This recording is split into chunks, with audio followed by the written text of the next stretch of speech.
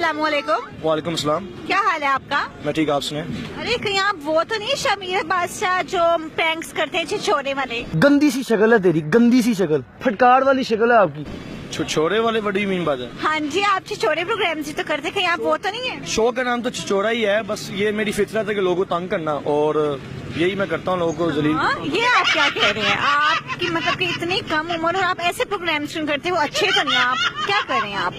ऐसा तो ना कहे ना, पनामा वालों को देखें, नवाज इमरान खान, इन्होंने हर जगह गंदगी मचाई हुई है।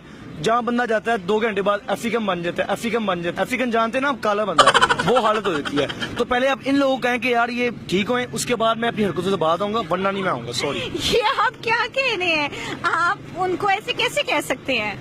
बस मेरा हक बनता है, मैं तंग आऊंगा यहाँ पे रह रहे, कि इनको पहले बात तो करें।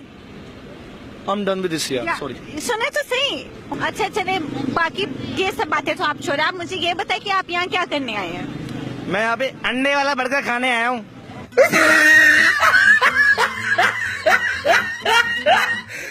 हैं? देखें व्यूअर्स, खाने अंडे वाला बर्गर आए और बातें सुने इन बच्चों की।